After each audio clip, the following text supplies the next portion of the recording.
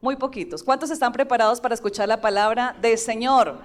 Amén, que haya ese gozo, haya ese anhelo de escuchar la palabra de Dios. Entonces el tema de hoy es la oración y las buenas noticias de salvación. ¿Cómo es el tema? La oración y las buenas noticias de salvación. Entonces vamos a estar viendo un poco, pero para poder llegar a estar estudiando este tema, hay una introducción que quiero que veamos, porque quiero que nosotros podamos estar atentos a lo que el Señor quiere hablar y enseñar a cada uno de nosotros. Entonces, sabemos que cuando usted acude a ese llamado que hace el Señor, dice la palabra de Dios, que muchos son llamados y pocos son los escogidos. Entonces, cuando nosotros vemos que la puerta se toca a través del Evangelio, que hay una convicción del Espíritu Santo, que el Espíritu Santo empieza a tocar nuestro corazón para que nosotros podamos, como decía Araí, podamos abrir nuestro corazón y aceptar ese llamado. Y yo sé que usted que está aquí en esta mañana ha aceptado ese gran llamado que el Señor ha hecho a nuestras vidas. Entonces, vamos a ver que mientras nosotros empezamos a caminar con el Señor, ¿cuántos saben que Dios es un Dios de procesos? Dios es un Dios de procesos. Dios hace como Él quiere. Si Él quiere transformarte en un abrir y cerrar de ojos, Él lo puede hacer, y Él lo ha hecho con muchas vidas. Pero la mayoría de veces Dios trabaja a través de los procesos. Y hay una frase que usa Calvino y es: el corazón del hombre es una fábrica de ídolos. Me llama la atención esta frase porque dice: el corazón del hombre es una fábrica de ídolos. El primer punto es: los ídolos son la raíz de la idolatría. Entonces usted dice, bueno, pero ¿qué tiene que ver eso con el tema? Quiero que nosotros entendamos un poco de cómo funciona nuestro corazón. Recordemos que la palabra de Dios nos habla, que nos enseña a través de las Escrituras, que nosotros somos seres integrales, pero somos seres tripartitos. Tenemos un alma, tenemos un espíritu y vivimos en un cuerpo, ¿sí?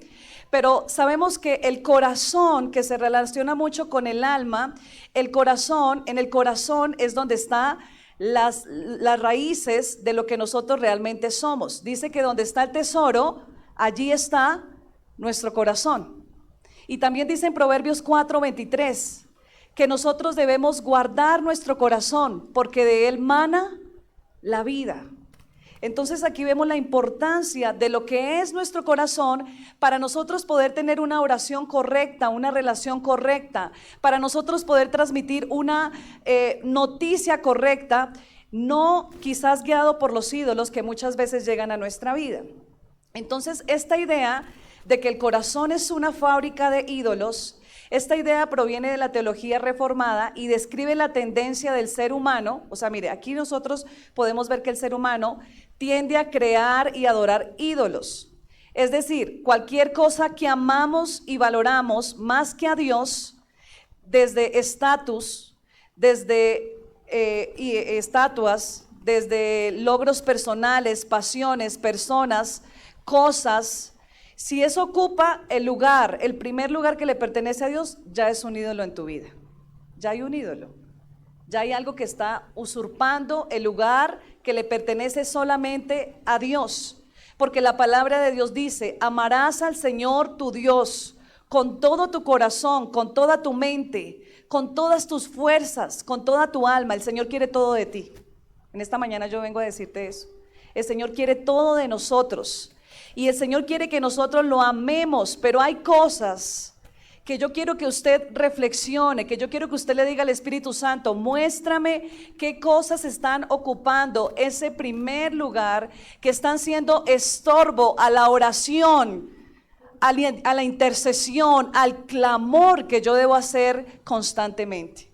Mire, la palabra de Dios en Pedro, no tengo ahorita claro en qué cita es porque no lo tengo anotado, pero hay una parte que dice que muchas veces la forma como el hombre trata a la mujer o los problemas que tiene con su esposa se vuelve estorbo a su oración. Hay cosas que empiezan a estorbar, que empiezan a oponerse a la oración que nosotros debemos elevar hacia Dios. Entonces, la palabra perpetua o incansable enfatiza que la creación de ídolos es un proceso continuo y natural para el corazón humano. Mire, si usted quiere ver realmente cómo es el corazón humano, vamos afuera y miramos. ¿Qué es lo que ama la gente? ¿Sí? ¿Qué es lo que realmente hay? Ídolos de toda clase. Quizás muchas veces podemos decir, no, es que solo en la India es donde hay miles y miles y miles de dioses. No, hermanos, muchas veces en Colombia, en muchos lugares, en todos los lugares donde nosotros estamos, está la manifestación de lo que la gente hace, y es crear ídolos. Es quitar el lugar que le corresponde a Dios, porque es que Dios no va a estar ni en segundo, ni en tercero, ni en cuarto. Dios está en el primero o no está. ¿Dios está o no está? Y es allí donde el Señor nos habla de la tibieza espiritual, porque el Señor dice que al tibio Él lo vomita. O eres frío o eres caliente. Hay un anhelo en el corazón de Dios, y es que tú estés caliente, fervoroso, apasionado por su presencia. Pero el más o menos no existe en la palabra de Dios. No existe, porque el más o menos, dice la palabra, es vomitado de la boca del Señor. La tibieza espiritual. Y la palabra de Dios, que son las buenas noticias, la que nos exhorta, la que nos confronta día tras día, en esta mañana tiene esa intención de que nosotros podamos evaluar realmente qué es lo que está ocupando ese primer lugar en nuestro corazón. Podemos dar muchísimos ejemplos: el orgullo, ¿sí? El amor propio, mis metas, mi familia. Y hay un orden en la palabra del Señor. Cuando nosotros establecemos este orden, este principio, créame que nosotros vamos a ver la gloria de Dios, porque Dios es un Dios de orden. Dios es un Dios ¿de qué, hermanos? A Dios le encanta el orden. Él es un Dios de orden, y Él nos quiere enseñar a nosotros ese orden. Por eso Dios nos dice: ámenme primero a mí. Primero, porque cuando nosotros amamos a Dios, los más beneficiados, ¿quiénes son, hermanos? Nosotros. Pero también va a ser beneficiada nuestra familia, la gente que está alrededor de nosotros. Porque cuando yo entiendo que Dios está en primer lugar, Él es realmente mi Dios, porque Dios no es un ídolo. Dios es Dios. Él es Señor de señores. Él es Rey de reyes. Él no es un Dios que, como muchas veces lo hacen los idólatras, de piedra, de madera, como lo dice la palabra de Dios. Es un Dios vivo, es una persona que quiere tener una relación contigo real. Y más que eso, es una persona que te ama. Lo dice su palabra. Mas Dios muestra su amor para con nosotros. Pero también dice: porque de tal manera amó Dios al mundo. Hay un amor eterno y un amor grande que quiere acobijarnos día tras día. Entonces, los ídolos son la raíz de la idolatría. ¿Qué ocurre cuando el corazón se apega a las cosas creadas, poniéndolas por encima del Creador? El corazón es el centro de nuestras emociones y afectos, y es allí donde se forjan los ídolos que definen nuestra identidad y a qué dedicamos nuestra devoción. O sea, realmente lo que está en nuestro corazón como primer lugar es lo que usted está evidenciando en este momento, en su vida. Y nosotros podemos evaluar cómo está nuestra vida a través del fruto. Entonces, realmente, en la Biblia, un ídolo es cualquier objeto, persona o cosa que se antepone ante Dios. ¿Hasta ahí tenemos clara esa parte? O sea, un ídolo es algo que se opone a Dios, buscando ocupar su lugar de adoración, prioridad y fuente de satisfacción. Ni siquiera solamente es la prioridad. ¿De dónde viene tu fuente? ¿De dónde viene tu fortaleza?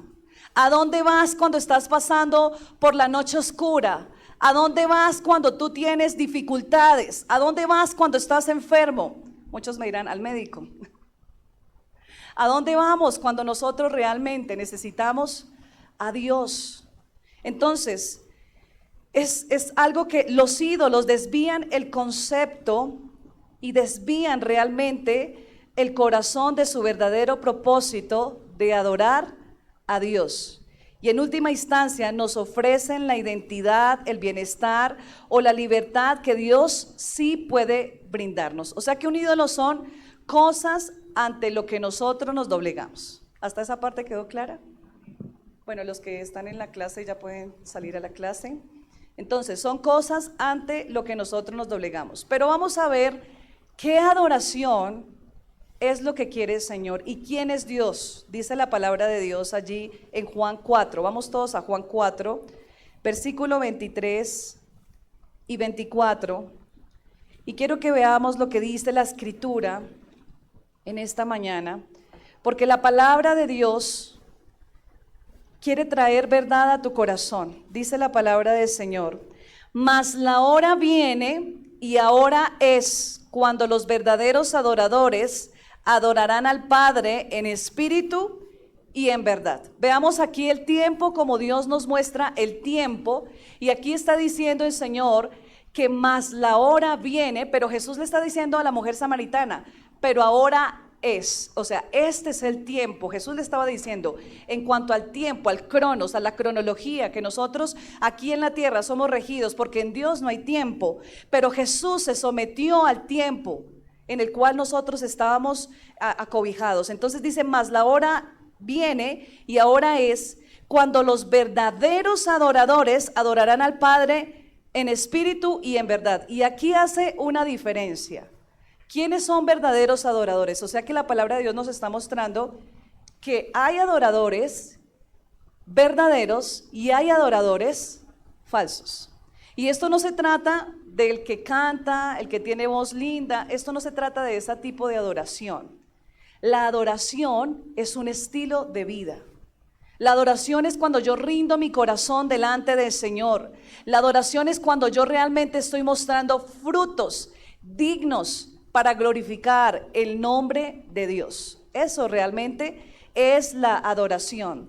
Entonces aquí está diciendo la palabra de Dios que el tiempo ha llegado, mas la hora viene y ahora es cuando los verdaderos adoradores adorarán al Padre en espíritu y en verdad. No habrá mentira en esa adoración. No habrá mentira en esa adoración. Ahí nos está hablando de la verdad, porque ante Dios no hay nada oculto. Mire, algo que a mí siempre me da temor, y pienso en esto, y muchas veces me confronta mucho esto, y es pensar que cuando realmente sea ese tiempo donde el Señor juzgue, donde el Señor diga, aquí están mis hijos, aquí a la derecha serán mis hijos, a la izquierda serán los que no son mis hijos, y yo digo, porque dice que cuántas sorpresas habrán, ¿sí? ¿Cuántas sorpresas habrán en ese día? Los que pensábamos que sí, hermanos, porque la palabra de Dios nos muestra y nos muestra realmente la realidad de la iglesia. Dentro de la iglesia hay cizaña, y está la cizaña y está el trigo. Dentro de la iglesia hay ovejas y hay lobos. O sea, en otras palabras, lo que quiere decir es que dentro de la iglesia están los que son y los que no son. Ahora la pregunta es, ¿nosotros somos? Porque dice la palabra, engañoso es el corazón, y esto realmente habla de una profundidad. Esto no se trata de apariencias, esto no se trata de sacrificios, esto se trata de una obediencia en el secreto, en público, en todo lugar. Porque es allí donde nosotros debemos estar adorando. Adorar no solamente es venir a un servicio y levantar las manos y cantar las canciones. Adorar se trata de que su vida, como dice Romanos 12, sea un sacrificio vivo y agradable delante del Señor. Se hace sacrificio vivo. Que nosotros empecemos a morir a esas cosas que nos alejan de Dios, que le desagradan a nuestro Padre. Que a pesar de que nosotros entendemos que Él nos ama, Él no ama el pecado. Él no ama el estilo de vida que va contrario a su presencia, porque Él es un Dios de verdad. Entonces, llega el tiempo, dice, porque también el Padre, tales adoradores, busca que le adoren. O sea que el Padre está buscando adoradores. Y dice la palabra de Dios, si tan solo hubiera uno en el vallado. El Señor trabaja con uno. y se glorifica con uno. El Señor deja sus 99 ovejas para buscar su oveja perdida. No está diciendo que descuida sus 99, pero hay una prioridad de ir por esa oveja perdida. Ese es nuestro Dios. Ese es nuestro Dios. Porque cada uno de los que estamos aquí valimos tanto para el Señor que entregó el Padre a su único Hijo. Por eso es que nosotros debemos entender que el Padre busca verdaderos adoradores. Dios nunca va a rechazar un corazón contrito y humillado. Por eso, hermanos, el que quizás diga, ay, es que yo canto tan feo, yo canto solo en la ducha, porque en la ducha, allá no pasa nada en la ducha. Pero hermanos, no se trata de eso la adoración. No se trata de, solamente hace parte de la adoración, de exaltar, adorar, cantar, rendir nuestro corazón, pero no se trata de eso. Se trata de un estilo de vida, ¿sí? De que realmente nosotros seamos transformados, cambiados, de que realmente haya una convicción en nuestro corazón, de que cada día necesitamos permanecer en Jesús, necesitamos permanecer en Él para que Él vaya transformando nuestro corazón. Y aquí dice la palabra de Dios, Dios es espíritu. ¿Qué es Dios? Espíritu. Y los que le adoran en espíritu y en verdad es necesario que le adoren. En otras palabras, nosotros nos comunicamos con Dios a través de nuestro espíritu, del Espíritu Santo, nos comunicamos a través de nuestro espíritu. ¿Sí? Dice la palabra de Dios, a la verdad, el espíritu siempre está dispuesto, pero la carne es débil. Entonces acá hay una oposición que nosotros vemos. Entonces el Señor requiere, el Señor anhela que nosotros le adoremos a Dios en espíritu y en verdad, para poder ser aprobados por Dios, porque Dios va a desechar al que no tiene una adoración, al que no tiene una vida íntegra. Una vida íntegra. Mire, les hablaba a los del encuentro, y este es un ejemplo que habla muy claramente de lo que es la integridad. Y les contaba que había un hombre que se creía muy honesto, y era un hombre que llega a un hotel, y bueno, para resumirlo y hacerlo un poquito más corto, porque yo sé que ya algunos han escuchado esta historia, dice que el hombre hizo un pedido, más bien de llegarle su pedido, le llegó en esa caja dinero, no le llegó la pizza que había pedido, estaba en un hotel, sino que le llegó dinero, y él dijo, uy no, yo tengo que devolver esto porque yo soy honesto, ¿sí? Él llama al lugar, vienen y le reciben y, ay no, imagínese, casi siempre cuando usted bota su billetera o cuando a alguien se le pierde la billetera, aparece, pero que aparece sin ¿qué? Sin dinero. Eso es una conducta, bueno, no sé cómo decirlo, un patrón que siempre sucede, la mayoría de veces sucede, es muy raro que la gente diga, oiga, voy a guardar la plata y no, yo se la voy a entregar toda. No, es muy poca la gente que hace eso, pero sí hay gente que lo hace. Entonces él dice, yo voy a devolver esto, y ellos muy agradecidos, queremos hacer un reconocimiento, porque usted lo que hizo es algo muy bueno, queremos hacer ese reconocimiento público. Sí, vamos a traer, no sé, canales, bueno, porque era mucho dinero. Y él dice, no, por favor no, porque es que lo que pasa es que con la mujer que estoy en el hotel no es mi esposa. Era el amante. Era honesto para devolver su dinero, pero no era íntegro, hermanos. La integridad se trata de todo, ¿sí? Nosotros no podemos decir, es que yo sí soy en esto, pero en aquello no. Dios quiere que haya una integridad, que seamos íntegros, que podamos nosotros entender que aún cuando nosotros pensamos que nadie nos está viendo, Dios, que lo ve todo, que lo conoce todo, antes de que suceda, te está viendo. Dios, el Dios que me ve, el Roy, Él es el que nos está viendo a nosotros. Entonces, necesitamos la aprobación de Dios, porque Él conoce realmente nuestro corazón. Y esto no se trata solamente, me voy a comportar bien porque Dios me pide que me comporte bien. Esto se trata de realmente experimentar el anhelar tener una vida diferente, una vida en transformación, una vida en cambio, una vida que muestre la gloria de Dios, ¿sí? No solamente no voy a pecar para no ir a la condenación, no voy a pecar porque esto le desagrada a mi Padre. Esto cambia cuando realmente nosotros entendemos. No voy a mentir porque esto desagrada a mi Padre que me amó, que entregó a su único hijo por mí. A ese Padre que me ama, que anhela que yo sea libre, que anhela que yo viva una vida en plenitud, que anhela que yo tenga una vida en crecimiento. A ese Padre es que yo no quiero desaprobar, que yo no quiero que Él me desapruebe por mi conducta, o por mi manera, o por mis frutos, como lo dice la palabra de Dios, ¿sí? Por mi carnalidad.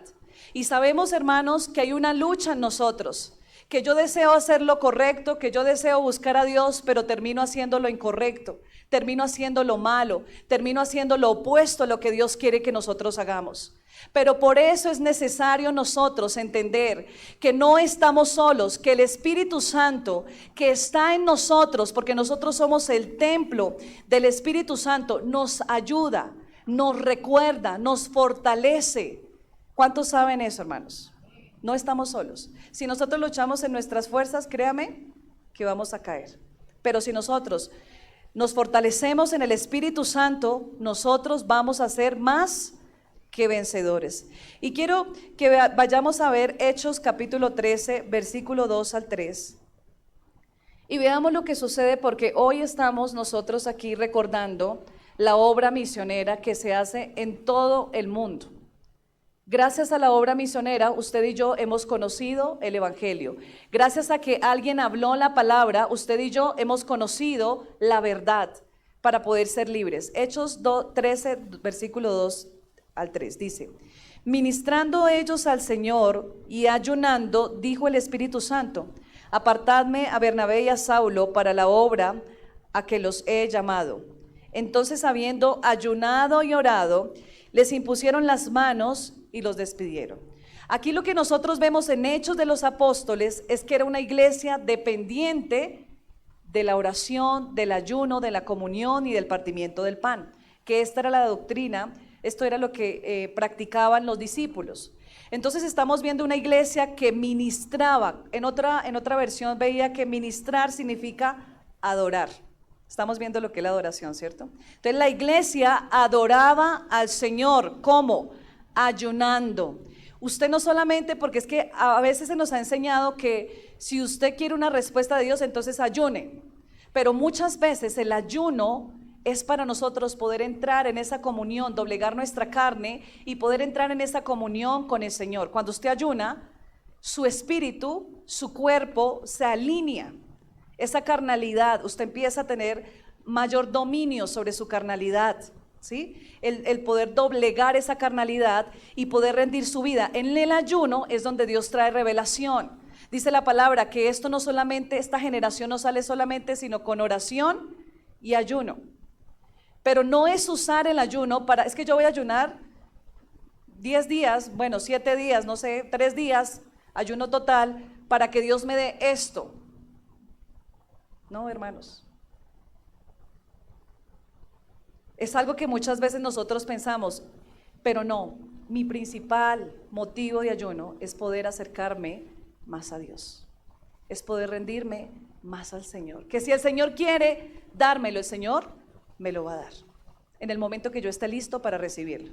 Pero no acepto una respuesta como no acepto, Señor, que me digas que no. Ojo, Dios es soberano y Él conoce en qué momento es que nosotros debemos recibir las cosas.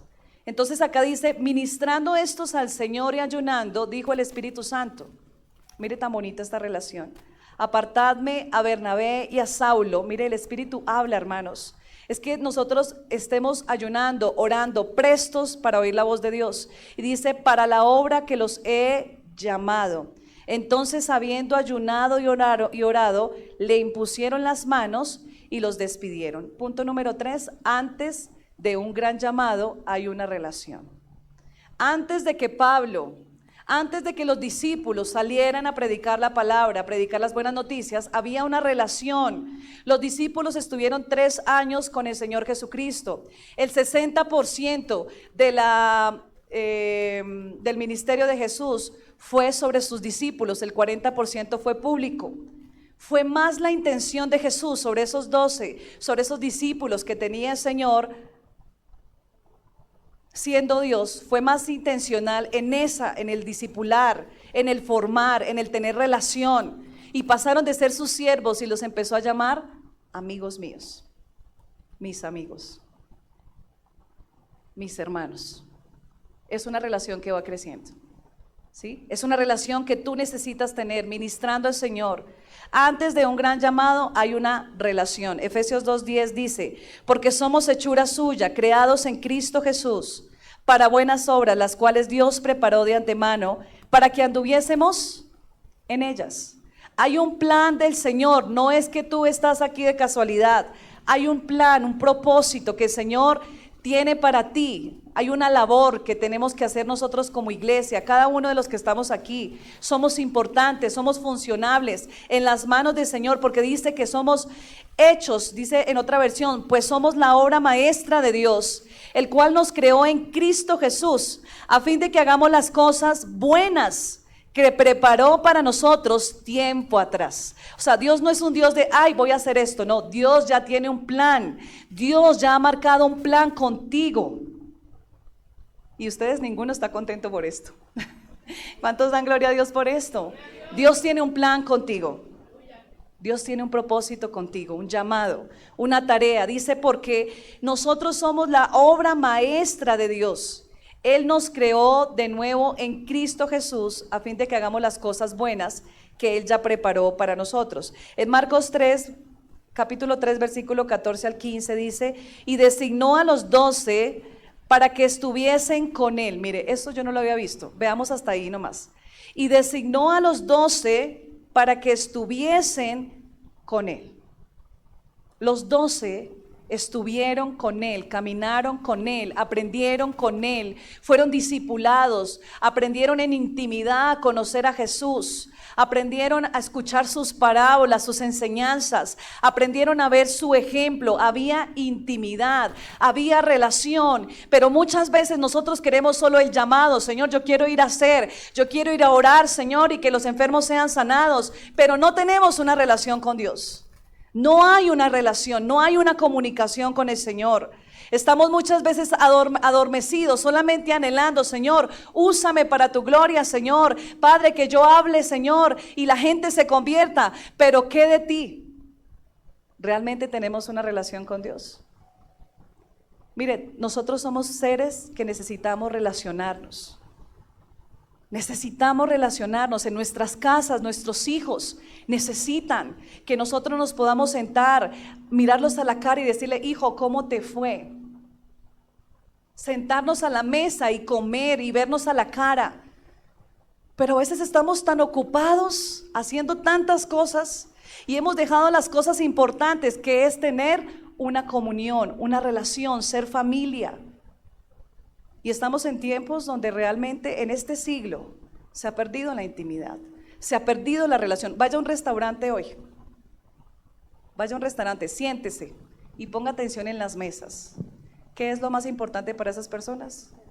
El celular. Mire, yo he visto, a mí eso me ha partido el corazón. El niño empieza, mamá, mamá, mamá, y el niño está queriendo compartir su momento con su mamá o su papá. Sí, dime. Espere, este niño sí es cansón.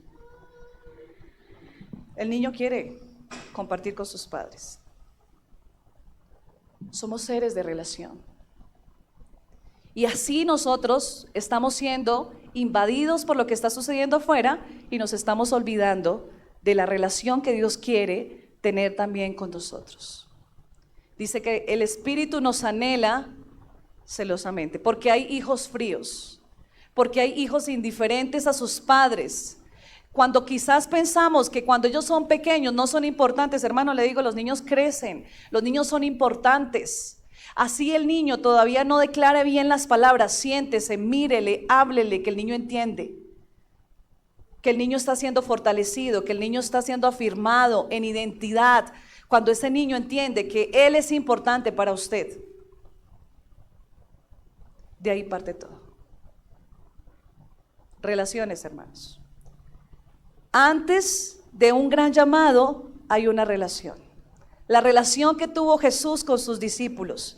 Pero dice, y designó a los 12 para que estuviesen con él y para enviarlos a predicar y para que tuvieran autoridad de expulsar demonios. Primero hubo una relación para que después ellos salieran a predicar, porque en la relación Jesús formó el carácter de sus discípulos.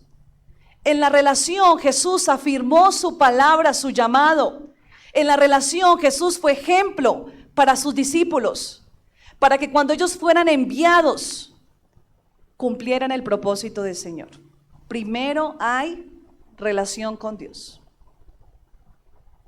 Porque habemos muchos ministros muchas veces, hermanos, muchas personas que enseñan la palabra, que estamos tan ocupados en el llamado que nos hemos olvidado de la relación con Dios. Y esto es delicado. Para que tuvieran autoridad sobre los demonios. Marcos 3, este ya lo leí. Hechos 2, 41 al 42. Antes, voy a decir esto. Hay una relación antes de la comisión, hay una relación antes del trabajo, hay una relación antes del llamado. Siempre hay una relación. Hechos 2, 41 dice, así que los que recibieron su palabra fueron bautizados y se añadieron aquel día como 3,000 personas. Y perseveraban en la doctrina de los apóstoles, en la comunión unos con otros, en el partimiento del pan y en las oraciones. Dice en la traducción lenguaje actual, ese día unas 3,000 personas creyeron en el mensaje de Pedro. Tan pronto como los apóstoles los bautizaron, todas esas personas se unieron al grupo de los seguidores de Jesús y decidieron vivir como una gran familia. A eso se refiere con la comunión. Cada uno de ustedes pertenecen a la familia de Cristo. Cada uno de ustedes tienen una gran familia, pertenecen a la familia de Cristo. Y dice, y decidieron vivir como una gran familia, y cada día los apóstoles compartían con ellos las enseñanzas acerca de Dios y de Jesús, y también celebraban la cena del Señor y oraban juntos. Hay que perseverar, hermanos. Hay que vivir en comunión. Hay que tener relación como iglesia. No podemos decir, no, es que yo no necesito congregarme. No, sí necesitamos congregarnos. Sí necesitamos ser fortalecidos por los hermanos. No es una dependencia frente al líder, al pastor. Mire a la persona que está a su lado. Esa persona que está a su lado es una persona, o los que están aquí alrededor, porque si no tiene a nadie, pues dice, no tengo a nadie. Pero esta persona que está ahí puede ser una persona que Dios use para ser usted fortalecido, ¿sí? Que está orando por usted, aunque usted no lo sepa. Que hay una comunión, un mover por el Espíritu Santo. El congregarse es poderoso, hermanos. Tanto que dice el Señor, si 2 se pusiesen de acuerdo y oran, ¿qué sucede? El Señor lo hace. El Señor lo hace. Entonces es algo poderoso lo que pasa con la comunión. Número 4, la obra de Dios, la obra a la que Dios nos ha llamado. Efesios 3, versículo 2 al 3, el llamado de Pablo dice, yo Pablo estoy preso porque sirvo a Jesucristo y trabajo por el bien de ustedes. Los que no son judíos, ustedes ya saben que Dios me encargó a anunciarles el plan que gracias a su amor había preparado. Dios me dio a conocer el plan que tenía en secreto, el cual ya les había escrito brevemente. O sea, hubo una revelación, primero una revelación en la relación que tenía Pablo. Si usted se fija, Hechos de los Apóstoles capítulo 9, habla del encuentro que tiene Pablo cuando va hacia Damasco, dice que iba y se encuentra allí con Jesús. Pero en capítulo 13 aparece Pablo, donde Pablo es apartado, le imponen las manos y es enviado. Pero si usted se fija, 9, capítulo 10, 11, 12, en esos 3 capítulos pasaron 3 años. O sea, Pablo se convierte y pasan 3 años y Pablo se va a Arabia. 3 años donde Pablo estuvo en Arabia. Pablo no salió de una vez, después del encuentro en Damasco, él no salió de una vez a servir. Investiguen la historia, en el contexto. Dice que él fue 3 años a Arabia, no se sabe a qué, no dice específicamente a qué. Hay suposiciones, a leer nuevamente la Torá, a analizar, a decir, Señor, a tener una relación con Dios. Porque era un cambio de vida. Antes de él ir a servir, ¿en qué proceso estás, hermano? ¿En qué proceso estás? Porque quizás muchos de ustedes querrán decir, Señor, ya quiero serlo, pero Dios quiere trabajar primero en tu ser, en el ser de nosotros. Dios quiere empezar a transformar, porque Dios conoce cuál es tu lucha, cuál es tu dificultad, cuál es tu miedo, cuál es tu temor, cuál es tu duda. Todo esto lo conoce el Señor. ¿En qué cosas estás fallando delante del Señor? El Señor quiere empezar a trabajar, a fortalecer ese carácter, en lo que te cuesta. Porque hay cosas en lo que nosotros estamos expuestos, porque dice en Salmo 51, mi pecado siempre está delante de mí. Si luchas con la fornicación, si luchas con el adulterio, si luchas con mentiras, con engaño, si luchas con el orgullo, con la ira, con la amargura, con la falta de perdón, el Señor conoce en qué cosas tú estás luchando y el Señor quiere obrar. En la intimidad, en la relación, el Señor quiere lavarte, el Señor quiere limpiarte, el Señor quiere hacer las cosas nuevas, porque dice la palabra de Dios allí en 2 de Corintios 5:24, dice, de modo que si alguno está en Cristo, nueva criatura es, las cosas viejas pasaron, he aquí ahora todas son hechas nuevas. Hay un renacer en ti, hay un nuevo camino que debemos andar, pero este nuevo camino es un proceso. No es que usted ya nació y ya usted es una nueva criatura. Empezó usted un nuevo crecimiento. Empezó usted un nuevo crecimiento. Entonces aquí nosotros podemos ver esto, Hechos capítulo 13. Juan capítulo 15, versículo 16 dice, ustedes no me escogieron a mí, sino que yo los escogí a ustedes y los designé para que vayan y den fruto. Y este fruto del que está hablando la palabra de Dios es el fruto, este fruto que nos está hablando la palabra de Dios es el fruto de compartir la palabra de Dios. ¿Sí? No es el fruto quizás de lo que nosotros estamos diciendo, dice, y que su fruto permanezca para que todo lo que pidan al Padre en mi nombre se lo conceda. Ya para terminar, hermanos, el primero que inició la misión, bíblicamente vemos la historia de Abraham.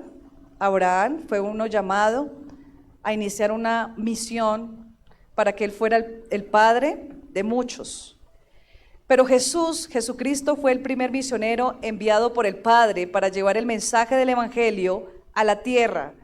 Y la iglesia tiene la misión de continuar esta obra.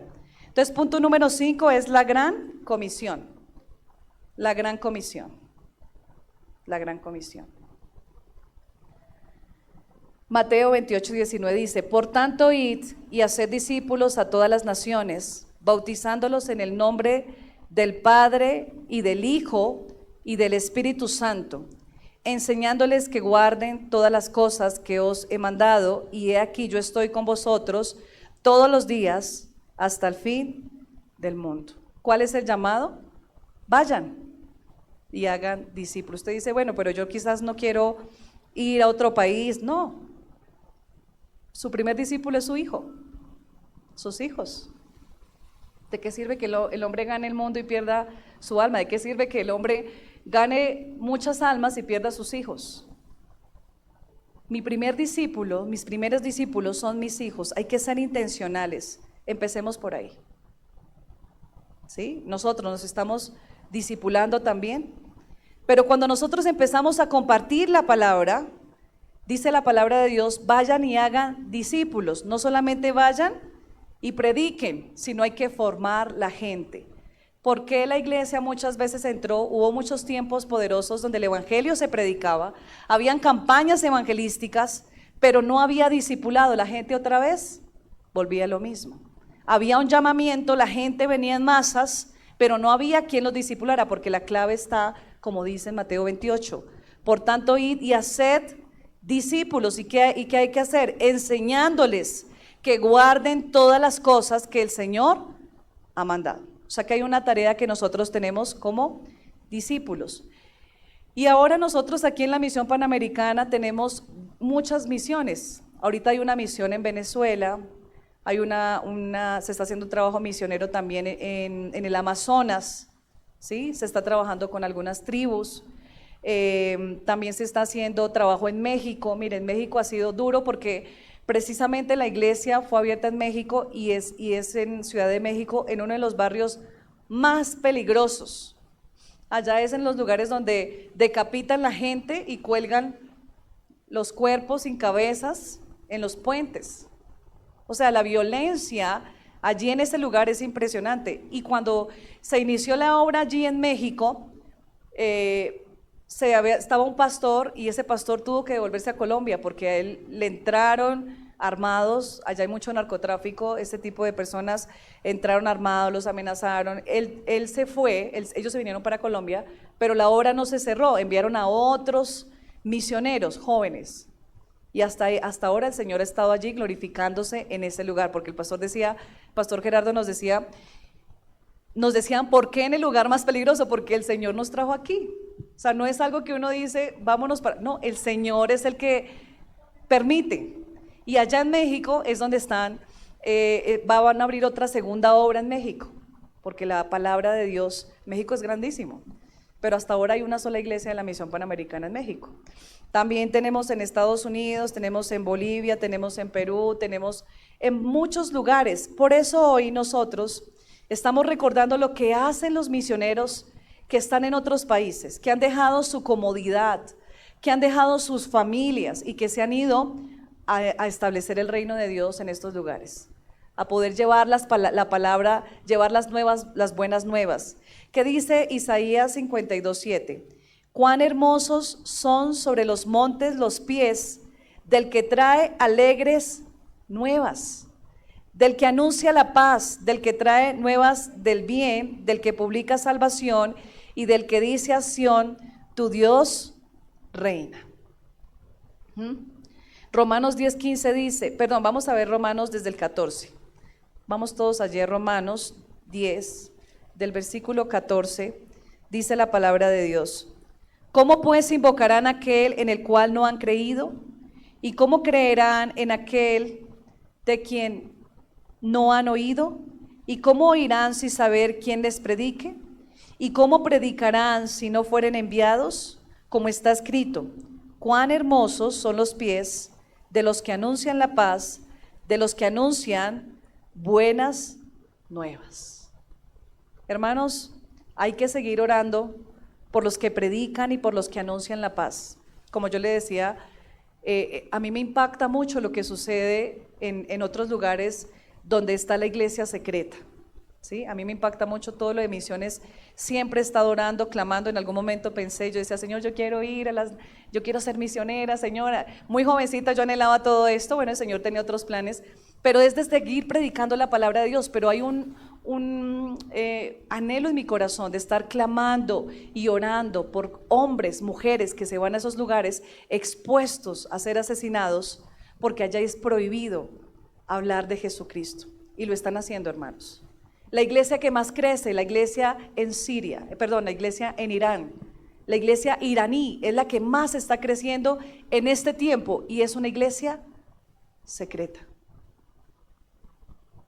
Ahora, si nosotros predicáramos la palabra como lo están haciendo allá, aquí no cabría la gente. Todas las congregaciones en este municipio estarían llenas. Mira, hay más de 35,000 personas en La Calera y siguen llegando. Y van a seguir llegando, hermanos, siguen haciendo conjuntos. Sigue llegando gente. Es la mies que el Señor quiere que nosotros vayamos y prediquemos. La oración es fundamental para estar orando por aquellos que predican la palabra. Vamos a estar de pie en esta mañana y vamos a estar colocando a todas estas personas que no, esa no, amor, no. Vamos a estar, pero primero voy a orar y vamos a estar orando en esta mañana por todas estas personas que están predicando la palabra. Vamos a orar por los misioneros en todo el mundo, así como está en esta caja, todo el globo terráqueo donde se está predicando la palabra de Dios, en todos los idiomas. Que el reino de Dios se siga extendiendo, que la familia siga creciendo, que el propósito de Dios siga creciendo. Padre, en este momento, Señor, venimos delante de ti, Padre. Hoy, Señor, entendemos que hay un llamado de parte tuyo, Señor. Pero hoy entendemos primero que debe haber una relación contigo, Señor. Necesitamos, Señor, tener una relación contigo, Padre. Necesitamos, Señor, conocerte más, poder, Señor, conocer los propósitos, los planes que hay en tu corazón para nuestra vida, Señor. Para poder salir y predicar tu palabra, Señor. Aceptar este llamado, Señor, de ir, Señor, en todo tiempo, fuera de tiempo, Señor, estar predicándola, Padre, hablando las buenas noticias de salvación con nuestra vida, Señor, ser el mensaje, Espíritu Santo. Hoy queremos orar, Señor, por los misioneros, Señor, en diferentes lugares, por los misioneros, Señor, que están predicando tu palabra, Señor, allí en el Medio Oriente, Señor, donde es tan peligroso, en Corea del Norte, Señor, en todo este continente de Asia. Padre, Dios mío, Señor, que tú seas usándolos, Padre, y los que están llevando Biblias en contrabando, todo esto, Señor Jesucristo, que tú los guardes, Espíritu Santo, que tú guardes su vida, Señor, que cumplas el propósito que tienes, Señor, con cada uno de ellos, Espíritu Santo. Mira, Señor, cada uno de los que estamos aquí nos unimos para levantar nuestra voz y clamar, Espíritu Santo, porque tú eres, Señor, el Dios Todopoderoso, porque tú eres el Dios que hizo los cielos y la tierra, Señor, Padre, porque tú eres que guardas, Señor, a tus hijos que han decidido, Señor, seguir, Padre bendito, este llamado, obedecer, Señor, a lo que tú has llamado. Hoy oramos, Señor, para que tú lo guardes, para que tú cumplas el propósito, Señor, y lleguen, Señor, como la luz, Padre, en medio de la oscuridad, derribando toda fortaleza espiritual, derribando todo plan del enemigo, Señor, en el nombre de Jesús. Hoy clamamos, Espíritu Santo, para que tu gloria, tu gracia, Señor, sea sobre las vidas, Señor. Hoy te damos gracias, Espíritu Santo, Señor, y queremos orar, Espíritu de Dios, para que tú seas obrando, Señor, sobre cada uno de los que estamos aquí, Señor. Podamos reflexionar en qué nivel, en qué momento estamos contigo, cómo está nuestra relación contigo, Señor. Padre, si hay una relación antes del llamado, Señor, hoy oramos en el nombre de Jesús para que avives ese fuego, para que traiga la convicción, Padre, para que tú convenzas de pecado, Señor. Padre, cada uno de los que están aquí, Señor, son llamados, son escogidos, Espíritu Santo. Yo te doy gracias, Padre, en esta mañana, Señor, y te doy toda la gloria y la honra, Señor, en el nombre de Jesús, Padre. Digámosle al Señor: